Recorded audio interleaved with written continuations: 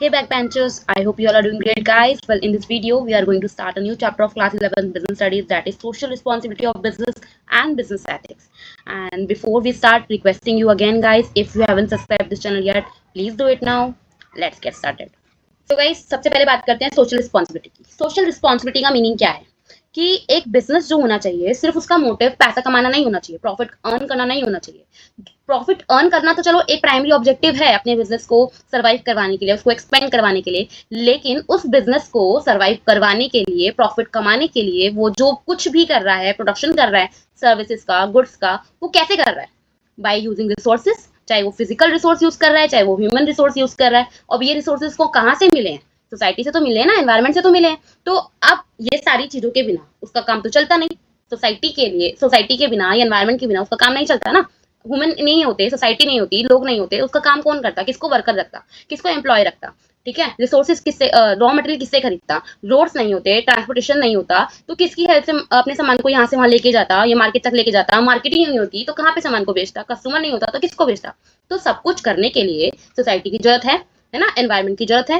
बिना उनके ना तो प्रोडक्शन किया जा सकता है, ना ही बेचा जा सकता है प्रोडक्शन करके। तो अब बदले में सोसाइटी के लिए भी तो कुछ करना बनता है ना बिजनेस का। तो वही जो कुछ करना बनता है, जैसे कि जो भी गुड्स आप बना रहे हो, एक तो अच्छी क्वालिटी का बनाओ और उसको अफोर्डेबल प्राइसेस के अंदर लोगों के लिए अवेलेबल करवाओ, ताकि सभी लोग उसका फायदा उठा सके, है ना।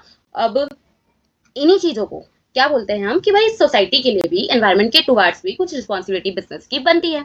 तो social responsibility means that a business should help society, not just make money. सिर्फ मनी बनाने पे फोकस नहीं करना है, सोसाइटी की अलग अलग तरीके से हेल्प भी करनी है।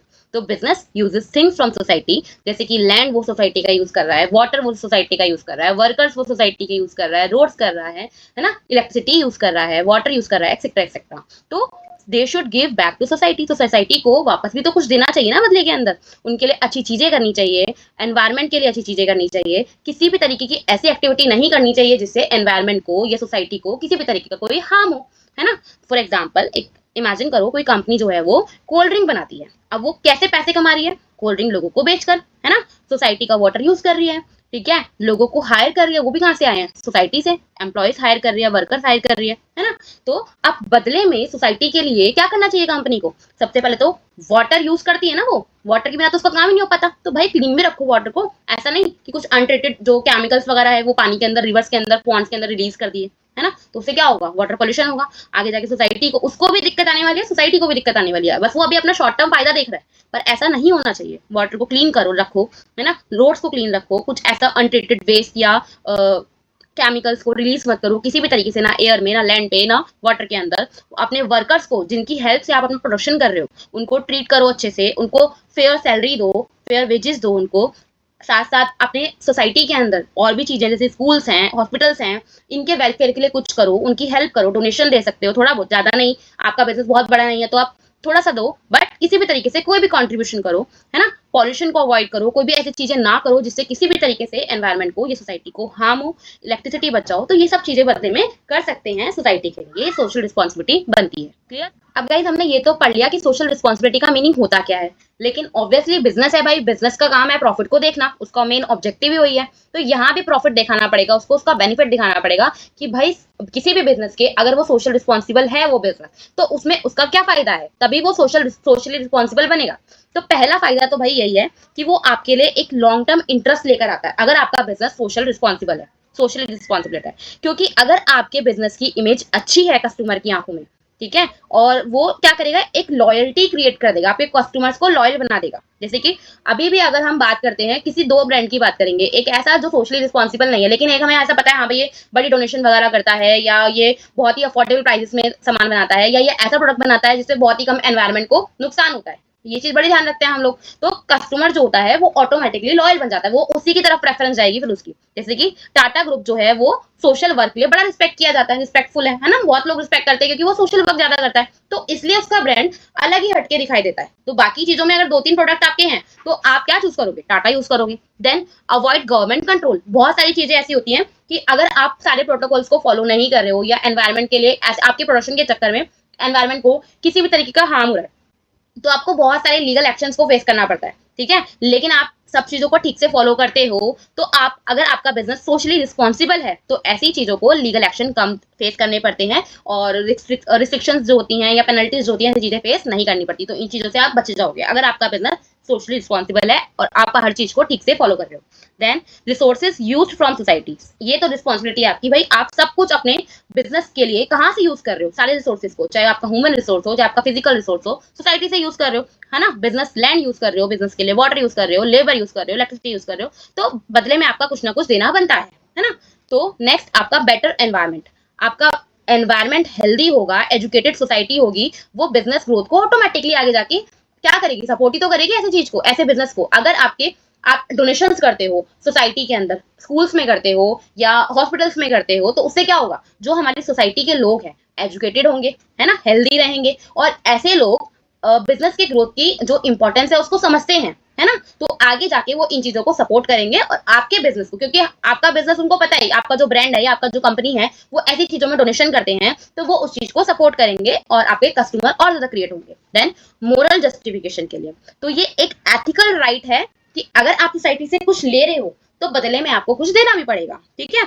देन एम्प्लॉयमेंट जनरेट करना, क्रिएट करना, तो सोशली एक्टिव बिजनेस जो होते हैं वो जॉब अपॉर्चुनिटीज क्रिएट करते हैं, आप अपने आप भी कमाओ और अपने सोसाइटी के लोगों को भी जॉब्स प्रोवाइड करो, उनको भी उनके लिए भी एम्प्लॉयमेंट को जनरेट करो। तो एक बिजनेस को इन्हीं सब रीजंस की वजह से सोशल रिस्पॉन्सिबल होना चाहिए, कि इंपॉर्टेंस हो जाती है सोशली रिस्पॉन्सिबल बिजनेस की। क्लियर है।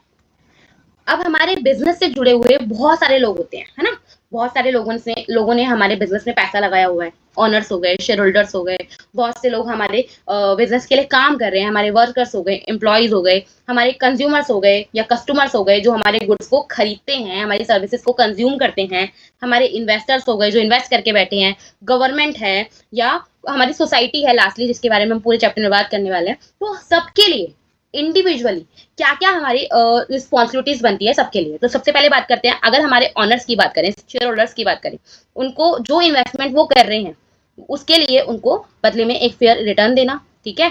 उनके साथ में ऑनेस्टली कंपनी के प्रोग्रेस के बारे में सब कुछ ईमानदारी से शेयर करना और उनके फंड्स का मिसयूज ना करना, ठीक है, ये रिस्पॉन्सिबिलिटी बनती है। फिर बात करते हैं कंज्यूमर की, तो कंज्यूमर ही तो है जो हमारे बिजनेस को ग्रो करवाने वाला है, सरवाइव करवाने वाला है। कंज्यूमर जो है अगर वही नहीं होगा, वही हमारे ब्रांड को, मतलब उसी के दिमाग में हमारी एक अच्छी इमेज नहीं है, तो वो हमारे गुड्स को सर्विसेज को नहीं खरीदेगा, है ना।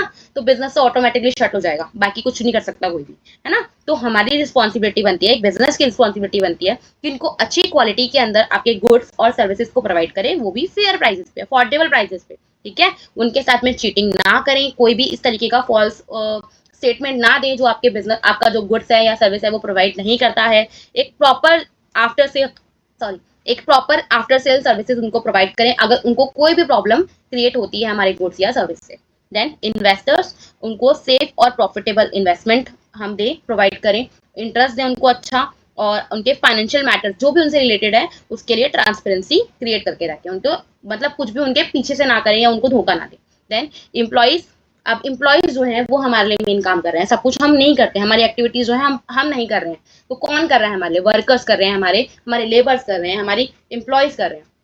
तो मेन तो वही है ना, हमारे कस्टमर को अट्रैक्ट करने के लिए, क्योंकि हमारे एक्चुअल प्रोडक्शन पे, हमारी एक्चुअल सर्विस पे तो काम वही कर रहे हैं, तो हमारा फर्ज बनता है कि हम उनको फेयर वेजेस दें, बेनिफिट्स दें दूसरे, है ना, उनको जो भी जहां भी वो काम करने आ रहे हैं, ऑफिस में कर रहे हैं, फैक्ट्री में कर रहे हैं, तो वर्किंग एनवायरनमेंट अच्छा दे, अच्छी कंडीशन में उनको काम करवाएं और उनकी जॉब को सिक्योर बनाएं और उनकी रिस्पेक्ट करें।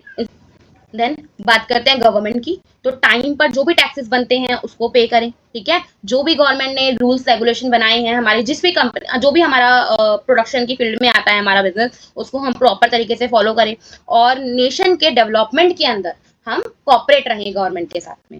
देन लास्टली हमारी कम्युनिटी, हमारी सोसाइटी जहां से सारे रिसोर्सेज हमें मिल रहे हैं, कोई पॉल्यूशन क्रिएट ना करें, हेल्थ और एजुकेशन सेक्टर्स के अंदर किसी भी तरीके से कंट्रीब्यूशन करके हेल्प करें, सोशल कॉजेज के लिए डोनेट करें जितना कर सकते हैं, जितने लेवल का आपका बिजनेस है, ठीक है।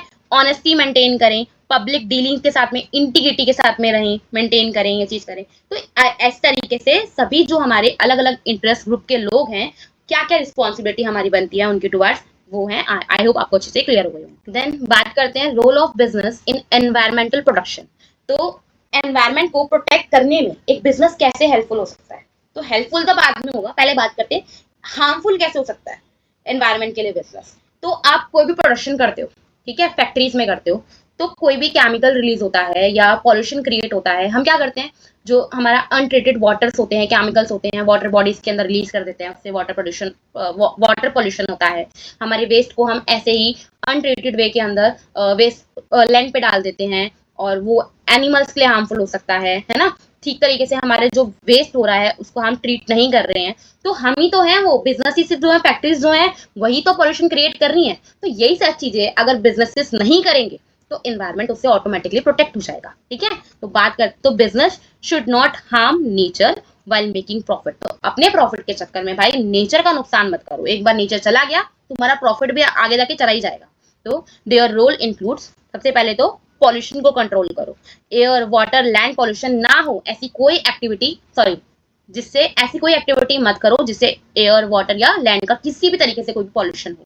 तो अपने वेस्ट को, अगर वो लिक्विड फॉर्म में है या सॉलिड फॉर्म में है, उसको प्रॉपर तरीके से पहले ट्रीट करो, केमिकल्स वगैरह उसमें से हटाने की, और उसके बाद उसको रिलीज करो। ठीक है, देन वेस्ट मैनेजमेंट, वही बताया ना कि प्रॉपर ट्रीटमेंट करो वेस्ट का डिस्पोज करने से पहले, क्योंकि अनट्रीटेड जो वेस्ट है वही तो पॉल्यूशन क्रिएट कर रहा है ना एक्चुअली।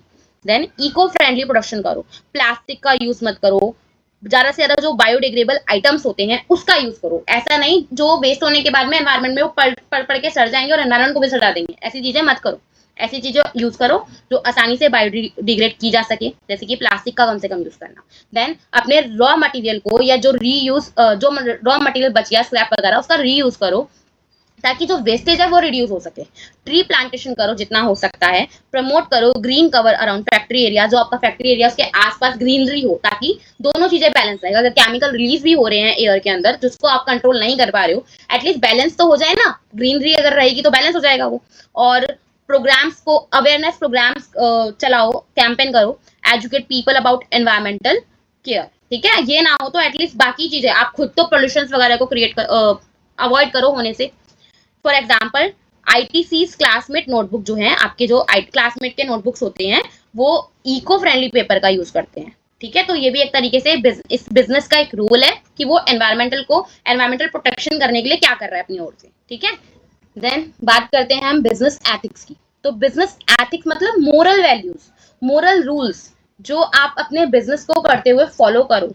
ठीक है, business ethics are the moral rules values followed in business. ये किस तरीके से सोसाइटी की हेल्प करते हैं, फेयर डीलिंग करने में, एडवर्टीजमेंट को ट्रूथफुल रखने में, ठीक है, किसी भी तरीके की ब्लैक मार्केटिंग ना करने में, कोई ब्लैक होर्डिंग ना करने में, ठीक है, लॉस को फॉलो करना, लोगों की रिस्पेक्ट करना। ठीक है, कुछ एक एग्जांपल लेते हैं। टाटा ग्रुप जो है वो अपने स्ट्रॉन्ग बिजनेस एथिक को फॉलो करने के लिए जाना जाता है।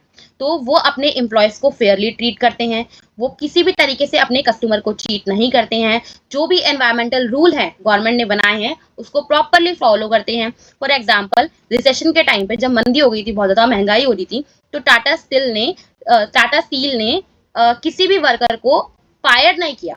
उन्होंने क्या किया, अब उनके जो वर्किंग आवर्स थे वो कम कर दिए कि भाई तुम पहले 8 घंटे काम करते तो 4 घंटे काम कर लो, ताकि सभी लोगों को काम, ऐसा तो वो क्या कर सकते थे, 8 घंटे पर्टिकुलर बंदे से काम करवाते और अपने स्टाफ को आधा कर देते, आधे को क्या करते एम्प्लॉय उसको निकाल देते। लेकिन उन्होंने ऐसा नहीं किया, उन्होंने बाकी सभी लोगों का जो टाइम था वो कम कर दिया, वर्किंग आवर कम कर दिया, ताकि सबके पास जॉब रहे। ठीक है, तो इससे क्या हुआ, उनका एथिकल बिहेवियर जो था वो देखने को मिला, उन्होंने राइट थिंग करी, प्रॉफिट कमाने वाली चीज नहीं करी है। ठीक है, क्लियर। लास्ट टॉपिक है गाइस हमारे इस वीडियो का, एलिमेंट्स ऑफ बिजनेस एथिक्स। तो पहला एलिमेंट जो है हमारा वो है टॉप मैनेजमेंट कमिटमेंट। अब हम किसी फैमिली की बात करते हैं, कोई भी बच्चा होता है उस फैमिली के अंदर जो अपने पेरेंट्स को, अपने एल्डर्स को करते हुए देखता है, वही चीजें वो खुद फॉलो करता है। अच्छी चीजें देखेगा तो अच्छी चीजें सीखेगा, बुरी चीजें देखेगा तो बुरी चीजें सीखेगा। मतलब बाहर तो वो बाद में जाएगा, पहले तो अपनी फैमिली से सीखेगा ना। तो ऐसे ही वही बात है ना कि जैसी उसकी एनवायरमेंट होगा वैसी उसकी अपब्रिंगिंग होगी, है ना। तो वही है, जब जो टॉप मैनेजमेंट है कंपनी का, जो बिजनेस का लीडर्स हैं, मैनेजर्स हैं, जो चीज वो करेंगे वही एम्प्लॉयज करेंगे। तो अगर बिजनेस एथिक्स को, सोशल रिस्पॉन्सिबिलिटीज को अगर टॉप मैनेजमेंट में फॉलो किया जा रहा है, अगर वो इंप्लीमेंट कर रहे हैं उस चीज को, तो लोअर मैनेजमेंट तो ऑटोमेटिकली उस चीज को करेगा। तो leader must set an example, leaders को एग्जाम्पल सेट करना चाहिए। For example CEO of Infosys publicly support ethical practice and ensures all managers follow the same. जो सीईओ है उस कंपनी के, वो खुद उन चीजों को फॉलो कर रहे हैं, एथिकल वैल्यूज को फॉलो कर रहे हैं, तो वो यही इंश्योर कर पाएंगे आसानी से कि जो उनके नीचे के मैनेजमेंट है वो भी उस चीज को फॉलो करे। Then publication of code of conduct, तो क्लियर कर दो रूल्स को, क्या राइट है क्या रॉन्ग बिहेवियर है, किस चीज को फॉलो नहीं करना है और किस चीज को फॉलो करना है। फॉर एग्जाम्पल एक कंपनी है जैसे कि विप्रो, वो अपने एम्प्लॉय को एक बुकलेट देती है जिसमें रूल्स होते हैं, जैसे नो ब्राइबरी और नो डिस्क्रिमिनेशन जैसी चीजें उसमें बताई भी होती है कि भाई ये चीजें नहीं करनी है या ये चीजें फॉलो करनी है, ताकि एक एथिकल कोड ऑफ कंडक्ट जो है वो मेंटेन रहे। देन ट्रेनिंग प्रोग्राम्स, सिर्फ जॉब की ट्रेनिंग नहीं देनी है, educate employees about ethical behaviour की भी ट्रेनिंग देनी है, उसके बारे में भी लोगों को अवेयर करना है, एजुकेट करना है। और new employ joins HDFC bank और अटेंड करता है वो ट्रेनिंग सेशन, और उसको यहाँ पर बताया जाता है कि भाई कस्टमर को ऑनेस्टली कैसे ट्रीट करना है, कैसे अच्छा बिहेवियर क्रिएट करना है। देन एथिकल कमिटी, तो एक ग्रुप क्रिएट करना जो एथिकल डिसीजंस को मैनेज करे और चेक भी करे, रेगुलेट करे। एग्जाम्पल एक कंपनी जो है फॉर्म करती है एक कमिटी जो रिव्यू करती है कंप्लेंट्स को, वर्क प्लेस हैरेसमेंट या कोई मिसयूज ना हो कंपनी के फंड को, तो ये चीजों को रेगुलेट करने के लिए, इसको मतलब इतना लाइटली नहीं लेना, थोड़ा कमेटी वगैरह बनाएंगे, चीजों को चेक करेंगे, पनिशमेंट वगैरह क्रिएट करेंगे, पेनल्टी वगैरह क्रिएट करेंगे अगर कुछ गलत होता है, तो उससे ऑटोमेटिकली ये चीजें जो होगी मेंटेन होना शुरू हो जाएगी, मैनेज होना शुरू हो जाएगी, सब लोग उसको फॉलो करना शुरू कर देंगे। फिफ्थ कस्टमर सेटिस्फेक्शन, तो honest dealing and fair service, तो जैसे कि एग्जांपल है अमेजोन जो है वो फटाफट से रिफंड कर देता है। आप लोगों ने भी अमेजोन पे अगर ऑर्डर किया होगा तो जो उनकी कस्टमर सर्विस है वो बहुत अच्छी मानी जाती है ऑनलाइन प्लेटफॉर्म में सबसे, क्योंकि वो क्विकली रिफंड भी कर देता है, आपके डैमेज प्रोडक्ट्स को रिप्लेस भी फटाफट कर देता है, आपकी कंप्लेंट को बहुत जल्दी एड्रेस किया जाता है ताकि कस्टमर ट्रस्ट बने और एक फेयरनेस भी क्रिएट हो। एंड लास्टली कम्युनिटी या सोसाइटी, तो कम्युनिटी की हेल्प करना, एनवायरमेंट को प्रोटेक्ट करना, वर्कर्स को रिस्पेक्ट करना, जैसे आईटीसी लिमिटेड प्लांट करती है ट्रीज, अवॉइड करती है प्लास्टिक, जॉब्स प्रोवाइड करती है रूरल एरियाज के अंदर, ताकि एक सोशल रिस्पॉन्सिबिलिटी वो अपनी कम्युनिटी के लिए, अपनी सोसाइटी के लिए प्ले कर सके। ये चैप्टर जो है यहाँ पे कंप्लीट होता है। तो गाइस वीडियो पसंद आया तो प्लीज लाइक करना, चैनल को सब्सक्राइब नहीं किया है तो सब्सक्राइब कर देना, ताकि आपको और चैप्टर के अपडेट्स मिलते रहें। और मिलते हैं नेक्स्ट वीडियो में नेक्स्ट चैप्टर के साथ, तब तक के लिए बाय।